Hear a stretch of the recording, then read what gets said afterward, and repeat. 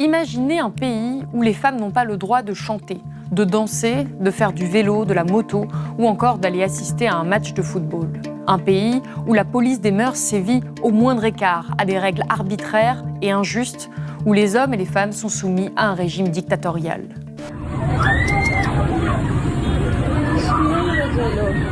Un pays où, malgré toutes ces interdictions, une partie de la population désobéit, chante, danse, manifeste, revendique le droit à la joie, à l'amour, à la poésie, au péril de sa liberté de circulation, de son intégrité physique ou même de sa vie.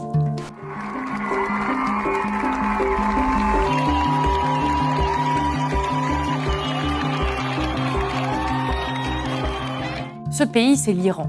Et l'histoire que nous allons vous raconter n'est pas celle d'une dictature, mais d'une révolution. Si des actes de résistance et différents mouvements ont secoué le pays depuis plusieurs décennies, aucun n'a eu l'ampleur de celui initié au mois de septembre 2022.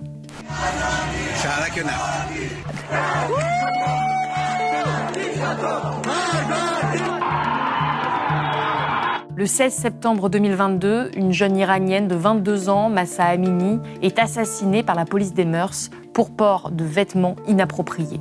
Après des décennies d'oppression et d'atteinte aux droits humains les plus fondamentaux, c'est la goutte d'eau qui fait déborder le vase. À l'époque, l'événement provoque une déflagration. Les manifestations se multiplient. Dans les rues, sur les réseaux sociaux, les femmes se découvrent. Elles coupent leurs cheveux, vont jusqu'à brûler ce voile qui les opprime. Ce drame va déclencher une colère irrépressible et une révolte sans précédent dans tout le pays. Des dizaines de manifestations éclatent, des femmes arrachent leur voile et le brûlent, les hommes et les femmes se mobilisent autour de ce slogan clair, limpide, « Femme, vie, liberté ». Ces images ont fait le tour du monde, tout comme celle de la répression, aussi sanglante que le mouvement est puissant, puisque des centaines de personnes ont été tuées par la police. En quelques jours, le soulèvement gagne plusieurs villes d'Iran. Et la répression ne tarde pas, elle est féroce. Plusieurs dizaines de personnes sont abattues dès le premier jour. Au total, plus de 500 personnes perdront la vie au cours de ces 6 mois de soulèvement et plusieurs dizaines de milliers seront arrêtés. Comme le souligne Amnesty International, au début du soulèvement et dans les mois qui ont suivi, les autorités ont arrêté arbitrairement des dizaines de milliers de femmes, d'hommes et d'enfants. Des actes de torture, de viol et des mauvais traitements ont été infligés à des milliers de prisonniers détenus, dont des mineurs. Si de l'extérieur, le mouvement peut aujourd'hui sembler éteint, les braises de la révolte sont encore allumées. Un vent de liberté a soufflé sur tout le pays. Les mentalités semblent avoir durablement changé au prix de destins douloureux, notamment de femmes qui, malgré la violence de la répression, continuent à résister à l'intérieur et à l'extérieur de leur pays. En ce début d'année, un livre vient rassembler les témoignages bouleversants de 16 résistantes iraniennes. Aujourd'hui, l'une d'elles a accepté de venir sur le plateau de Blast. Elle est une actrice au talent hors norme et incarne aujourd'hui l'une des voix iraniennes les plus vibrantes et écoutées dans son propre pays et à travers le monde. Depuis 2022, plus que jamais, elle porte la cause des Iraniens et des Iraniennes révoltés.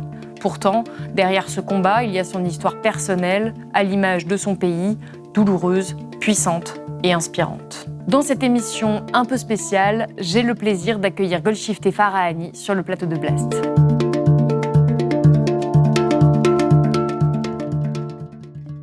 Golshifteh Farahani, bonjour. Bonjour. Alors vous êtes actrice, chanteuse, vous êtes née à Téhéran, en Iran, et vous avez commencé très tôt dans le cinéma, dans lequel vous avez excellé dès l'âge de 14 ans. Le public étranger vous a découvert avec les 2 films Deux anges puis Boutique, mais c'est en 2008 que votre carrière a pris un tout autre tournant avec le film Mensonge d'État de Ridley Scott, où vous jouez aux côtés de Leonardo DiCaprio. Depuis, vous enchaînez les succès au cinéma avec une grande filmographie qu'on ne va pas détailler ici, mais on peut y retrouver entre autres My Sweet Pepperland, Patterson, mais aussi Pirates des Caraïbes 5 ou encore Les Filles du Soleil. En France, on a aussi pu vous voir dans le clip du chanteur Orelsan qui s'appelle Paradis. Vous êtes une artiste engagée par vos choix de films, mais aussi par vos prises de position, et c'est tout l'objet de cette interview aujourd'hui. Parce que là, j'ai parlé de votre filmographie, de votre grande carrière à l'international, mais cette carrière, elle a eu un coup personnel personnel très important. Vous avez commencé votre carrière en Iran avec plus de 10 films dans votre pays, mais c'est bien le film Mensonge d'État que j'ai évoqué tout à l'heure qui a été ce tournant, puisque quand vous rentrez de tournage, votre passeport vous est confisqué, vous êtes accusé d'espionnage, interrogé pendant 7 mois, vous finissez par réussir à vous enfuir et à venir vivre ici à Paris en exil et vous n'êtes jamais retourné dans votre pays d'origine. Aujourd'hui, vous avez participé à l'écriture de ce livre en livrant votre témoignage. Ce livre qui s'appelle « Nous n'avons pas peur, le courage des femmes iraniennes » qui a été écrit par Nathalie Amiri et Duzen Tekal, qui rassemble beaucoup de témoignages de femmes iraniennes et qui reviennent sur les événements, notamment récents, avec la révolution, je pense qu'on peut dire ça, qui a été débutée en Iran. Pourquoi est-ce que c'est important pour vous, en tant qu'actrice, de prendre la parole à ce sujet en France en 2024 ?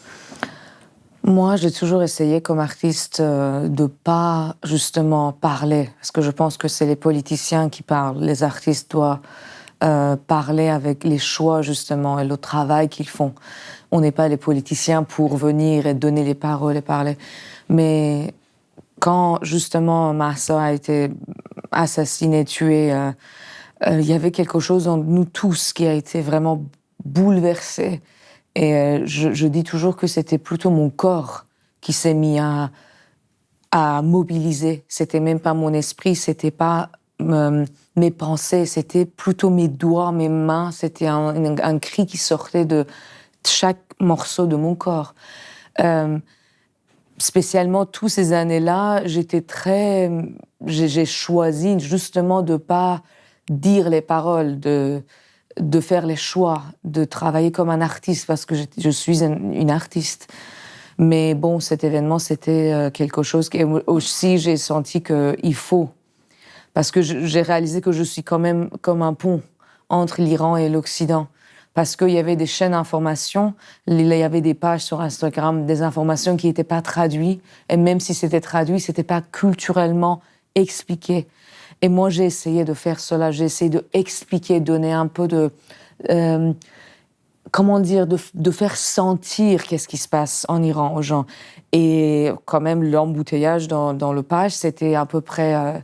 il y avait des mois où c'était plus que 350 millions de personnes qui s'étaient engagés sur le petite page Instagram que j'ai toute seule. Une petite page à 17 millions d'abonnés, ouais. Quand même, on le précise. Mais c'est vrai que vous vous êtes engagés très fortement à cette période-là. Vous avez publié presque tous les jours, il me semble, pour documenter, pour donner une voix aussi à cette opposition, à cette envie de liberté, à ce souffle. Et ça faisait peut-être écho aussi à votre histoire personnelle. J'aimerais qu'on revienne un peu sur votre parcours que vous livrez ici dans ce livre. Alors, vous êtes la fille d'un père metteur en scène et acteur et d'une mère actrice et peintre. Vous avez grandi donc en Iran, dans une famille qui était plutôt opposée au régime. Vous le racontez au début du livre, je cite, « Dès ma naissance, j'ai su que j'étais une résistante ». Comment est-ce que cette pression politique qui existait déjà, dès les années 80, vous l'avez ressentie dans votre enfance et dans votre adolescence ?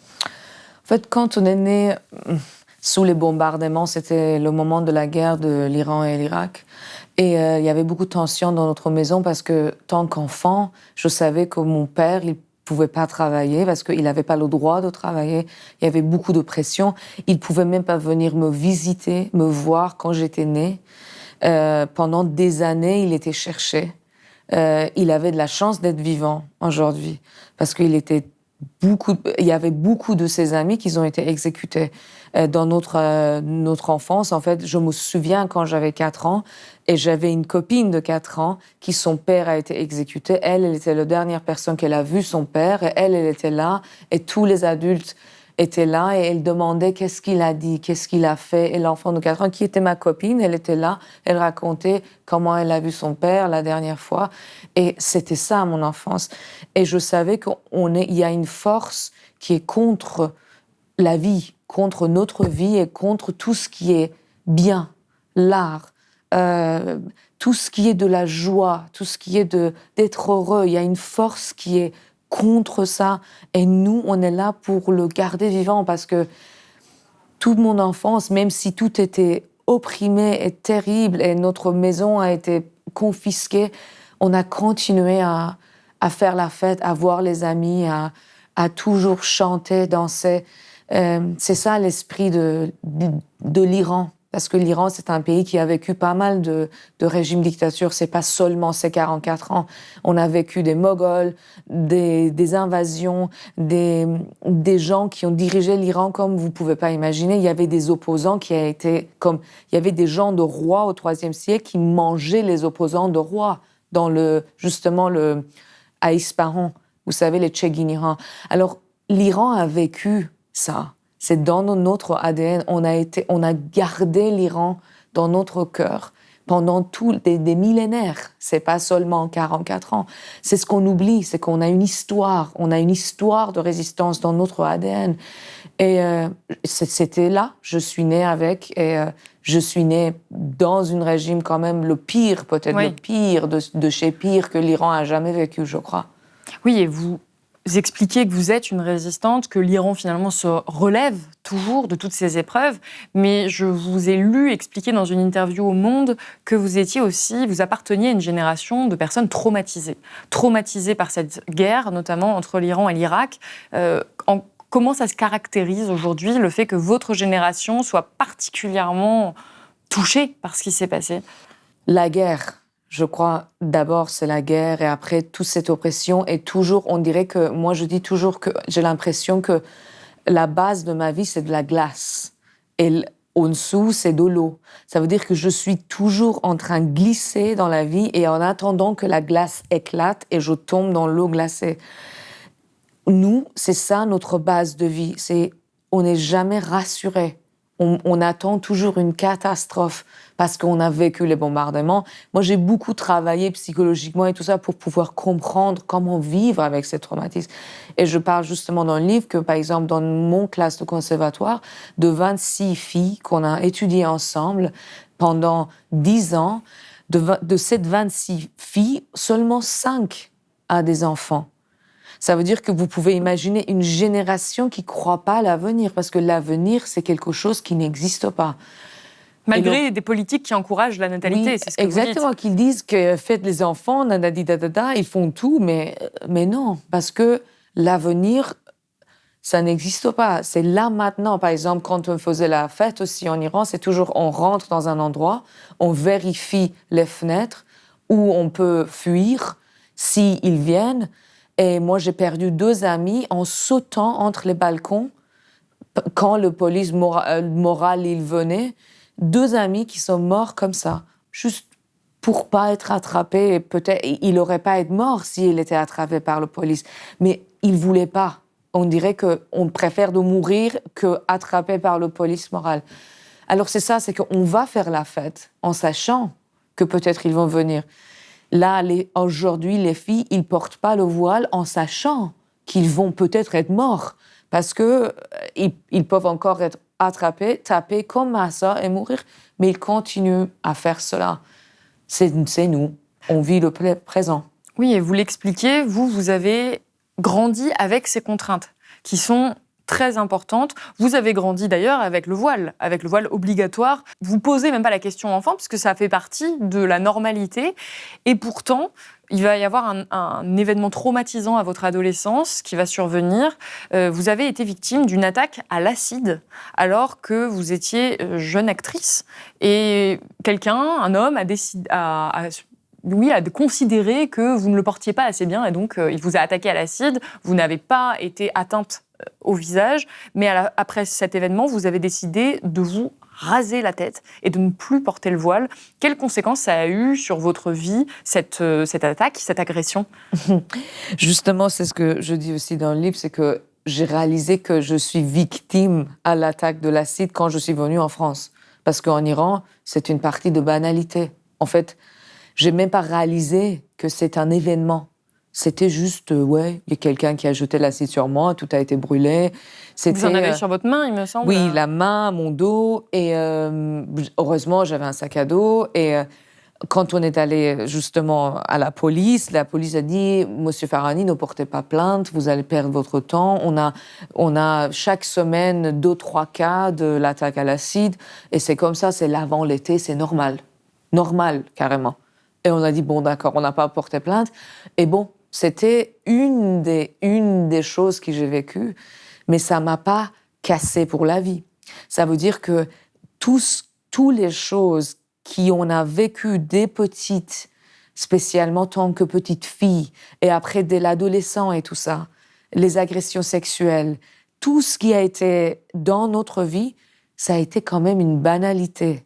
Parce qu'on savait qu'on n'est pas défendu, il vaut mieux de pas parler, il vaut mieux juste rester vivant, être concentré dès l'âge de 6 ans, de juste 4 ans, je peux dire, de juste esquiver, rester vivant et continuer. C'est pour ça que je dis, on est vraiment né dans une espèce de résistance où on n'a même pas la chance d'être cassé.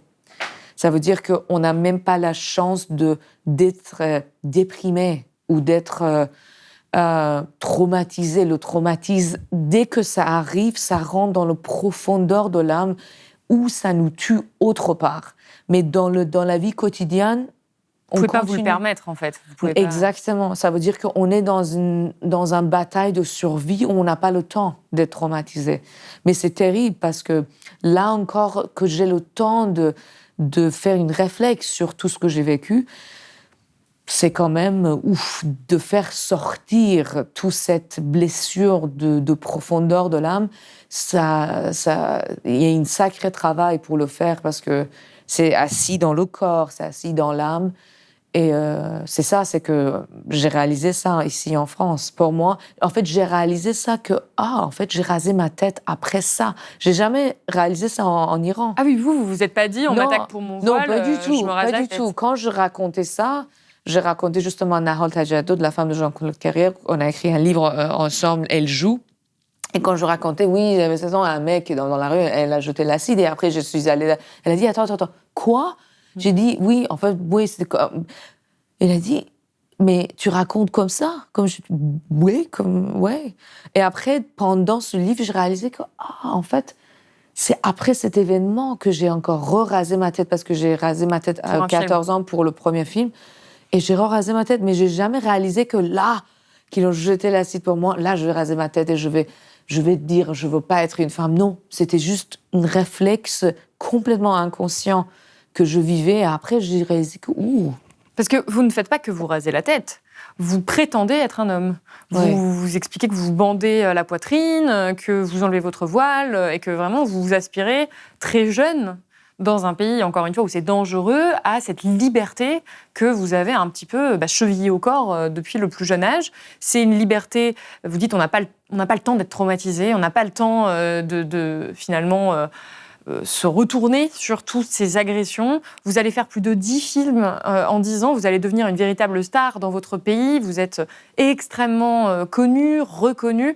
Et vous allez faire ce film en 2008, Mensonge d'État, avec de Ridley Scott, avec Leonardo DiCaprio. Ça va vraiment vous propulser sur la scène internationale. Et c'est là que va s'opérer une rupture avec votre pays natal. Vous allez revenir dans votre pays après un tournage, c'est bien ça. Et qu'est-ce qui va se passer exactement ? Vous doutez que vous allez avoir cette pression politique-là en revenant ? En fait, avant, ce que vous disiez, c'est que on a cet esprit aussi de « tu me cherches, allez, essaye de m'attraper si tu veux ». Même si c'est dangereux, c'est ce que je faisais. Ça veut dire que là, vous me laissez pas faire ceci et cela. Là, je vais faire autre chose. Je vais me moquer de votre visage. Je vais venir dans votre événement religion. Tant que femme, je vais mettre mes mains. Tant que vous êtes religieusement en train de faire un truc très religieux, et vous savez pas que je suis une fille, et vous êtes en train de toucher une fille, et je suis là. Ça veut dire que je jouais vraiment, comme on dit, avec le queue de lion tout le temps. Et de provoquer et de toujours savoir que c'est moi qui gagne à la fin, c'est pas vous. Avec votre restriction, c'est moi qui gagne. Parce que même si vous pouvez me tuer, vous jetez de l'acide, vous faites ci ou ça, vous m'arrêtez, à la fin, moi je sais qu'est-ce que moi je suis en train de faire. À vous, comme le film Sang et Sabour, c'est qu'à la fin, c'est moi qui gagne. Et vous savez même pas. Vous êtes tellement pas intelligent que vous savez même pas à quel point vous êtes ridicule. Alors, le film Mensonge d'État, c'était ça un peu. C'était miraculeusement, ils sont venus chercher une actrice, pas seulement moi, Par hasard, j'étais en dehors d'Iran, j'étais à Los Angeles pour montrer un film qui a été banni. Et j'ai fait 2 mois de casting très long et ils m'ont pris. Et oui. Faut quand même préciser que vous êtes la première actrice iranienne depuis la Révolution en 1979 à accéder à Hollywood, à avoir cette exposition internationale. Donc pour eux, c'est une première. Ils n'ont pas l'habitude de gérer ça. En fait, il n'y avait pas un loi. Ça veut dire que quand moi j'ai fait le film et je suis rentrée en Iran, parce que j'étais sûre que le film défend la situation du Moyen-Orient. Et ils disent que, par exemple, le stratégie américain ou machin, ils sont coincés dans le Moyen-Orient, ils peuvent rien faire. La scène où les voitures, ils vont autour de voitures de Leonardo DiCaprio et les drones, ils peuvent rien voir et les voitures partent des directions différentes. Ils disent, c'est ça votre situation dans le Moyen-Orient. Vous pouvez rien faire à la fin. C'était la guerre d'Afghanistan, c'était comme... Et moi, j'étais sûre que je peux être fière et rentrer en Iran et dire, ça, c'est bien pour nous. Parce qu'ils disent que le stratégie américain n'a pas marché quand même en Moyen-Orient. Et quand je suis rentrée, justement, c'était pas le cas. Mais ils n'avaient même pas vu le film, vous dites. Non, le film n'était même pas sorti parce que moi, j'ai fait le tournage et je suis rentrée et le film était en montage. Et même je suis allée à Londres entre le temps et c'est ça, à Londres, que je devais faire un autre film. Et quand je suis à Londres, ils m'ont dit...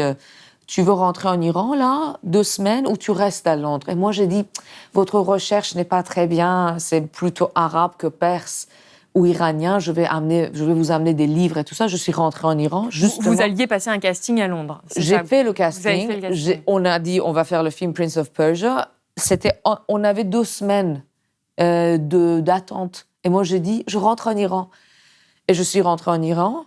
J'ai acheté les livres, j'ai acheté des machins, du caviar et tout ça. Et en revenant sur le chemin vers Londres pour faire ce film, ils ont confisqué mon passeport à l'aéroport et ils ne m'ont pas laissé partir. Et c'est ça qu'ils font, c'est qu'ils n'envoient pas une lettre pour dire que vous êtes banni pour quitter le pays. Ils le prennent à l'aéroport pour vous déstabiliser. Et vous moi, avez 26 ans à l'époque. 24. 24 ans. C'était en 2007. Ça, c'était en 2007, oui. Et là, vraiment, ma vie a basculé. Ça veut dire que j'ai réalisé que je ne peux pas me moquer de la service secret iranien. Ça veut dire tout ce que j'ai vécu jusqu'à cet âge-là. J'ai jamais voulu quitter l'Iran. Et à ce moment-là, j'ai réalisé que, mon Dieu, on dirait que c'était l'autre côté de pièces d'argent, comme de coins. Et j'étais coincée. Pourtant, vous êtes la plus grande star du pays. Oui. À ce moment-là. C'est Oui. ça qui est fou, c'est qu'il n'y a pas d'exception. Finalement, Oui, et le problème, c'est qu'il n'y avait pas un loi. Ça veut dire qu'après moi, ils ont passé un loi. Que chaque artiste qui travaille à l'extérieur d'Iran, il doit d'abord obtenir une autorisation. C'est la loi Golshifteh. Mais avant ça, il n'y avait pas de loi. On n'avait pas un loi pour ça.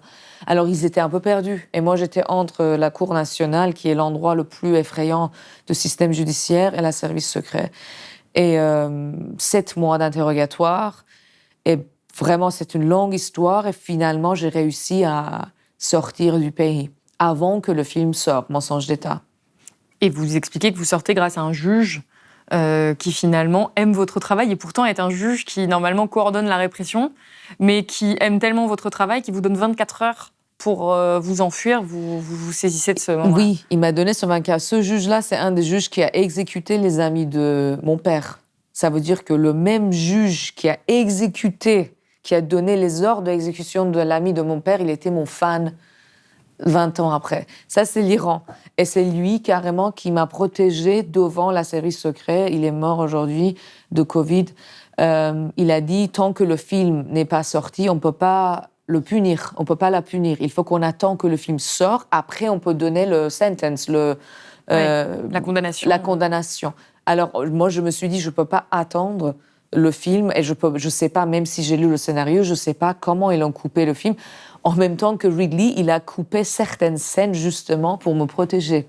Et donc vous vous enfuyez tout de même à Paris, vous venez vivre à Paris où vous habitez toujours, et à 24 ans, vous devez tout refaire. Vous n'avez plus votre famille, vous quittez tout du jour au lendemain et vous décrivez dans ce livre la douleur de l'exil, qui est évidemment subie par définition. Vous écrivez « L'exil, c'est une autre naissance, on meurt pour renaître à nouveau ». Est-ce que vous avez eu l'impression qu'on tuait un petit peu une partie de vous en vous forçant à l'exil comme ça ? Ah oui, je crois que pas seulement tuer, mais shift delete. Ça veut dire que c'est pas delete, mais shift delete. Ça veut dire que c'est éradiqué. Ça n'existe plus. Ça veut dire que nous, une partie de notre âme, il n'est plus là. On l'a plus et on va jamais l'avoir. Un jour, si je rentre en Iran, ça va pas revenir. Vraiment comme un bras coupé et ça va jamais repousser. Ça veut dire que on est handicapé au niveau d'âme toute notre vie, mais on fait des compétitions à Paralympiques. Ça veut dire qu'on devient les champions des fois des Paralympiques, mais toujours on n'est pas les êtres, on peut pas se comparer avec les êtres qui n'ont pas cette blessure, parce que c'est quelque chose qui est incompréhensible vraiment, inexplicable. On peut pas l'expliquer comme la mort, on peut pas l'expliquer tant qu'on n'est pas mort, on comprend pas la mort. Qu'est-ce qui est le plus difficile, même si j'entends que c'est difficile à décrire pour les personnes extérieures, mais qu'est-ce qui est le plus difficile à vivre dans cet exil si vous deviez essayer de l'expliquer à des personnes qui ne l'ont pas vécu, ce déracinement ? Je crois que la chose qui me fait la plus peine, c'est la peur de ne pas pouvoir enterrer mes parents.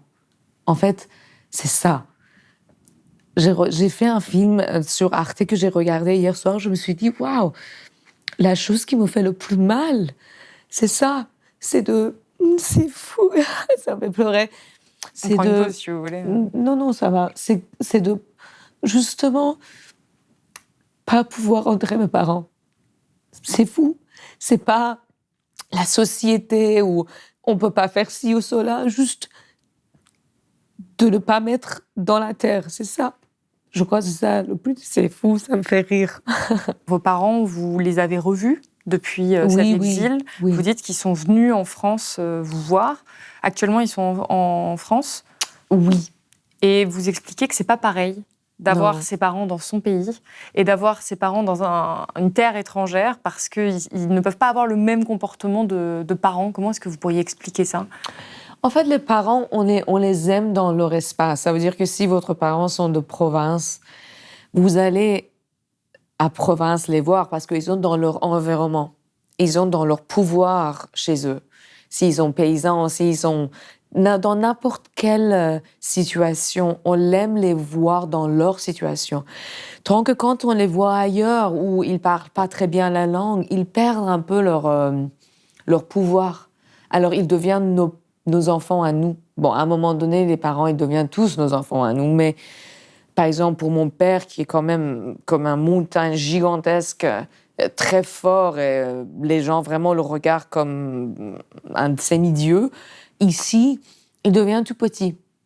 Et moi, et ça fait 16 ans à peu près que je ne l'ai pas vu dans ce environnement. Et c'est ça aussi qui est... on les voit toujours décalés. Ça veut dire que même si on se voit dans un décalage permanent. Ça veut dire que de toute façon, notre monde est constamment décalé. Donc vous êtes forcé à l'exil à cet âge très jeune, avec la douleur qu'on peut ressentir aujourd'hui. Et pourtant, vous allez que peu vous exprimer pendant toutes ces années sur la situation dans votre pays. On imagine que vous allez quand même continuer à observer. Et on l'a dit au début de l'interview, c'est vraiment en décembre 2022, quand Mahsa Amini est assassiné, que là, vous devenez vraiment la porte-parole de cette contestation, de cette révolution. Femme, vie, liberté.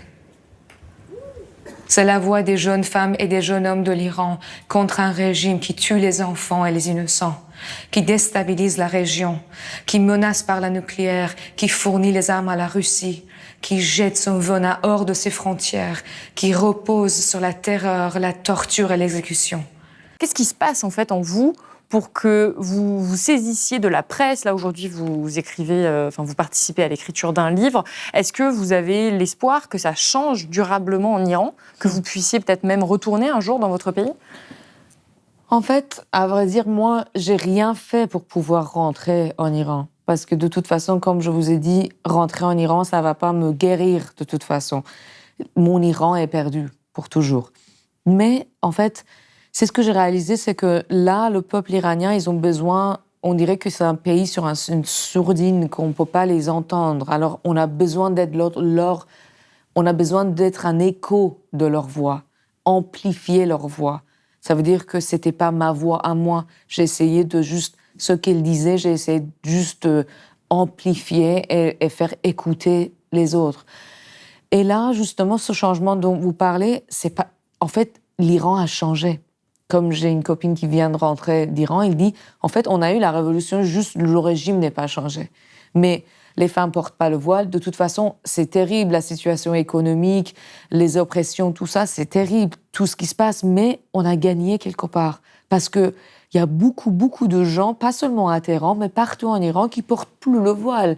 Et ça, c'était quand même la ligne rouge de ce régime. C'est l'honneur de ce régime, c'était le voile. Et là, que ces filles-là, ils le portent plus carrément, et le gouvernement, il fait rien. Cette humiliation, c'est pire que tout. En même temps qu'on se demande, est-ce qu'une révolution comme Libye ou comme l'Égypte même, est-ce que c'est ça dont on a besoin en Iran? Ou là, ce qui se passe exactement comme, moi je dis comme l'eau salée. L'eau salée, quand ça monte petit à petit, on l'entend pas. C'est pas comme inondation ou un tsunami ou un tremblement de terre ou un volcan, qu'il y a des bruits comme la révolution en France. Il y a beaucoup de bruit, les gens dans la rue. Mais il y a d'autres formes de révolution qui se passent très, très doucement et très silencieusement, qui va vraiment sécher les racines de dictature sans bruit. Et si on compare le système en Iran avec l'Europe, les pays libres, comme ça, avec les gouvernements et les régimes libres, on ne peut pas comprendre. On va dire que bon, l'Iran aussi, rien s'est passé. Non, la révolution est en cours, est en train de se passer. Continue aujourd'hui. Ça continue, c'est juste une révolution silencieuse. C'est qu'on ne l'entend pas, il n'y a pas beaucoup de bruit, mais en fait, c'est en train de travailler sur les racines de dictature. Et ce qui est impressionnant, c'est que vous êtes parti de votre pays il y a 16 ans, et pourtant vous êtes très connecté aux Iraniens encore aujourd'hui. Je vous posais la question juste avant l'interview. Quel est le pourcentage de personnes qui vous suivent sur les réseaux sociaux qui sont d'Iran? Et vous me disiez que les 3/4, en fait, sont des Iraniens. Donc vous avez encore vraiment cette capacité à prendre le pouls dans votre pays. Et vous avez, j'ai lu dans des interviews que vous faisiez la distinction entre les différentes générations, et vous expliquiez que la nouvelle génération, les vingtenaires là d'aujourd'hui, n'ont vraiment plus peur de rien, n'ont pas du tout froid aux yeux, et ils iront jusqu'au bout. Quelle est la différence entre votre génération et cette génération qu'on pourrait appeler la génération Z ici couramment? Nous, on est les enfants de nos parents à nous, qui étaient très liés à la morale, à l'idéologie, à tout ce qu'ils croyaient, soit en liberté ou en égalité. Ils étaient quand même les parents très, très dans un cadre même traditionnel, moralement correct, et dans une idéologie. En fait, la révolution de 79, c'était une révolution idéologique à peu près. C'était pas, c'était très différent. Les enfants de cette génération-là, c'est les enfants de nous. C'est les enfants qui n'en peuvent plus de rien ils disent femme, vie, liberté. Ils ne veulent pas l'égalité, c'est pas isme ou cet isme ou chèque, gauche, droite. C'est pas les pensées. C'est simple. Si vous dites femme, vie, liberté à un enfant de 4 ans, il comprend. Mais il y avait beaucoup de philosophie et idéologie et pensée derrière la révolution de 79, je peux dire. Là, c'est une chose charnelle, viscérale, et c'est pas philosophique, c'est existentiel. C'est femme, vie, liberté, c'est simple. Et ces enfants-là, cette génération-là, c'est notre enfant. En fait, c'est notre génération qui n'a pas donné les cadres. Parce qu'il voulait pas, il en pouvait plus de cadres, de tout ce qui nous a mis cet régime quand même. C'est la conséquence de la révolution de 79, c'est nous qu'on a payé le prix. Alors, on ne voulait pas la même chose pour nos enfants. On n'a pas donné la même chose à nos enfants. Je vois, on dit les enfants un peu déchaînés et libres. Ils ont peur de rien. Ils n'ont pas peur de mourir, pas peur de... Vraiment, c'est eux, c'est fou. Quand on les regarde, des fois, on dit, mon Dieu, cette génération, c'est fou. Comment ils sont courageux, comment ils sont sans honte. It is very important for me that I am identified as a female rapper in such country and in such male-dominated scene, and I try my best to do the job.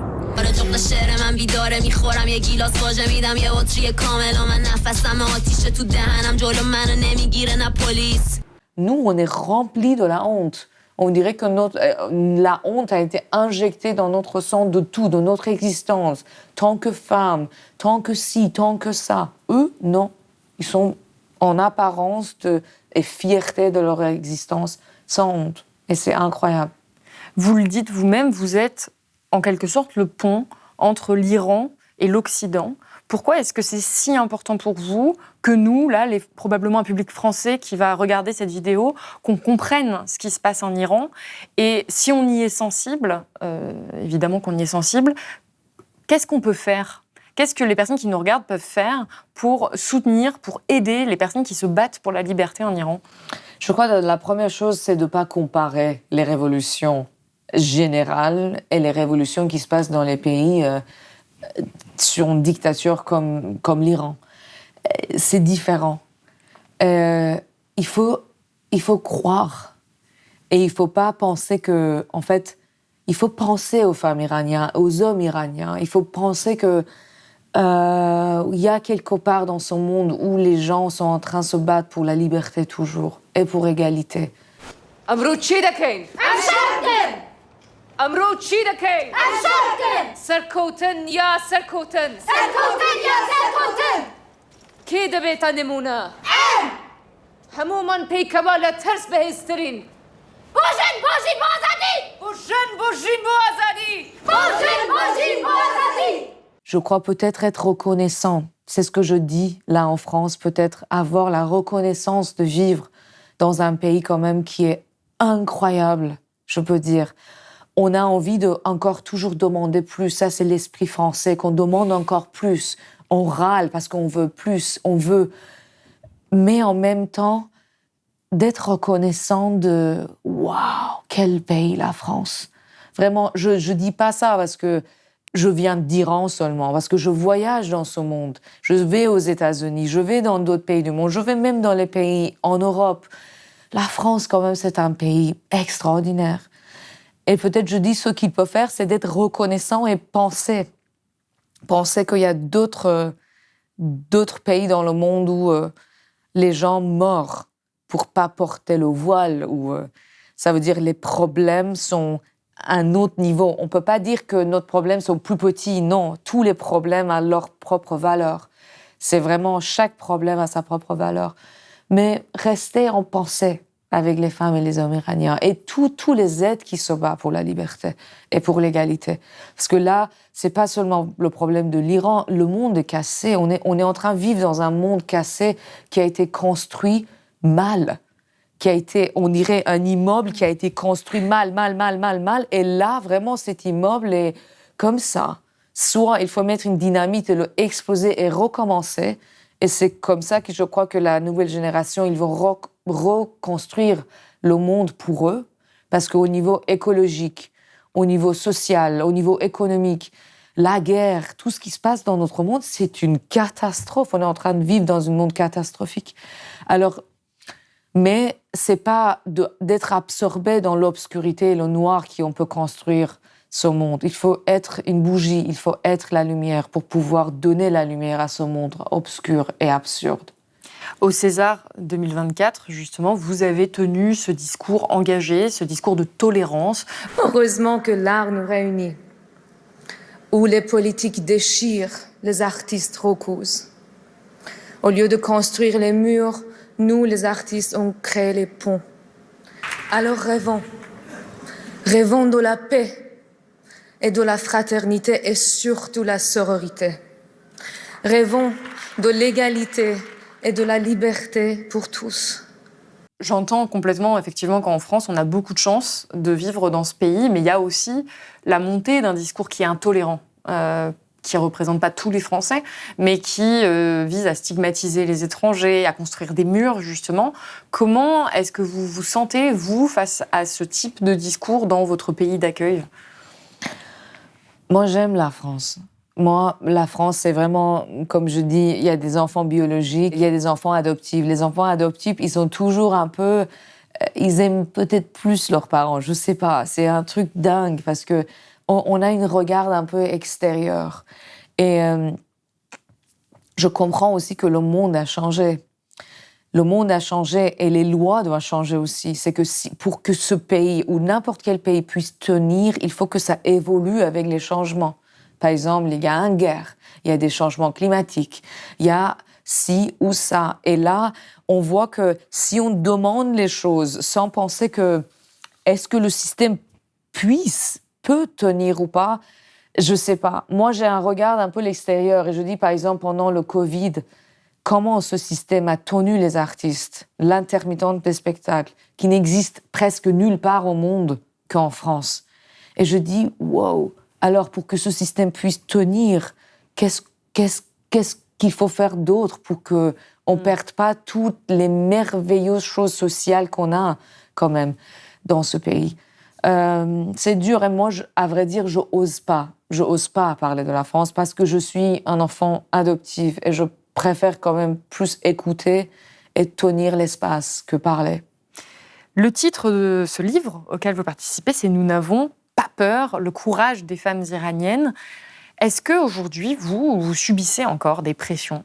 Est-ce que vous avez peur encore en 2024 ? Ou est-ce que vraiment vous êtes complètement affranchi de cette peur-là que vous avez peut-être pu vivre avant ? Non, j'ai pas peur. À la fin, c'est la mort. Et non. Il y avait, en fait, l'année dernière, il y avait des moments où j'avais un peu peur, mais ça m'a pas arrêté. Ça veut dire que quand je rentrais à la maison, je fermais les rideaux, j'étais un peu sur protection. C'était quand même, c'était pas du tout agréable, la peur, mais ça m'a pas arrêté, même pas 2 secondes. C'était quelque chose que je disais, bon, à la fin, c'est quoi ? C'est la mort ? Bon, c'est la mort.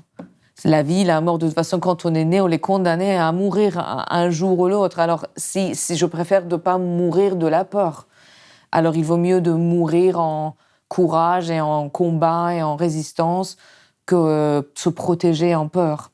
C'est ça, c'est de vivre entièrement et c'est comme, je retourne toujours sur l'histoire des 3 papillons de Rumi, de l'amour, c'est qu'il y a 3 papillons autour d'une bougie. Il y a un qui tourne autour de bougie. Et là, peut-être, il comprend c'est quoi l'amour, c'est la chaleur. Il y a un qui va un peu plus proche et il brûle ses ailes et il dit « Ouf, là, je sens un peu l'amour ». Et il y a un 3e qui va au cœur de la flamme et c'est ça, l'amour. C'est ça qu'on n'a pas, on réfléchit pas, on vit entièrement. Et si je suis comme j'ai essayé d'être un pont, et même là, si je parle pas, parce que y a pas un cri que je dois amplifier là. C'est pour ça, là, on attend tout ce qui se passe en Iran. Nous, on le suit. On va pas devant eux. Eux, c'est notre référence, ce qui se passe en Iran. Alors oui, non, on n'a pas peur, personne n'a peur. Et nous, de toute façon, il vaut mieux mourir au cœur de la flamme que juste tourner toute la vie autour de la flamme. Écoutez, on va terminer sur ces paroles. Merci beaucoup, Golshifteh Farahani, d'avoir été avec nous ici sur le plateau de Blast. Peut-être un dernier mot sur votre prochain film, Rokia, qui va sortir en mai.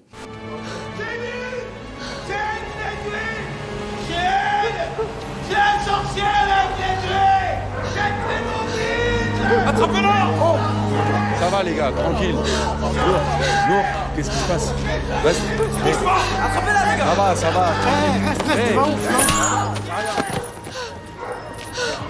Viens là, oh! Tu vas où là? Qu'est-ce que tu fais? Rokia, réalisé par Saïd Belkatibi. C'est un film, je dis rarement sur mes films à moi que c'est un film extraordinaire, mais c'est un film extraordinaire. Comme quand j'ai regardé, moi j'étais choquée, comme wow, ils l'ont mis dans un film de genre, mais pour moi c'est pas un film de genre, c'est un drame, je peux même pas dire féministe, c'est un drame sur l'histoire d'une femme au banlieue qui essaye de vivre et survivre, et les jugements injustes. C'est dingue comme film. C'est pas comme la plupart des films français qu'on a d'habitude à voir. C'est vraiment, il a cassé tous les constructions de toute façon, j'adore ce film, Rokia. Écoutez, on ira le voir avec grand plaisir. Je rappelle que vous avez donc participé à ce livre aux éditions du Faubourg. Nous n'avons pas peur, le courage des femmes iraniennes. Merci beaucoup d'avoir été avec nous sur le plateau de Blast. Merci beaucoup d'avoir regardé cette émission jusqu'ici. À mes yeux, elle fait partie des interviews les plus importantes que j'ai pu réaliser. Alors n'hésitez pas à la partager et à envoyer votre soutien aux Iraniens en commentaire. Exceptionnellement, la vidéo a été sous-titrée en anglais, alors vous pouvez aussi la partager à l'international. C'est aussi pour pouvoir mettre en avant des personnes au courage hors du commun qui savent se dresser contre l'ordre établi avec sincérité et humilité que nous avons créé Blast, parce qu'il nous semble important de documenter les résistances, pas seulement en France, mais aussi à l'étranger. J'en profite pour vivement vous conseiller ce livre. Le témoignage bouleversant de Golshifteh Farahani, que vous avez pu entendre, est l'une des 16 destinées de femmes présentées dans cet ouvrage. Certaines ont été torturées, sont toujours en prison ou en exil. Elles racontent leurs souffrances, mais aussi la force et la nécessité de leur combat, donnant du souffle à une révolution qui ne semble pas prête de s'arrêter. C'est un livre passionnant, révoltant, un hommage universel à celles qui luttent pour leur liberté. J'espère que cet entretien vous aura plu. Je vous rappelle que nous avons pu le réaliser grâce à votre soutien financier. Donc n'hésitez pas à le partager ou à nous soutenir si vous le pouvez sur blast-info.fr. Et moi je vous dis à bientôt sur Blast.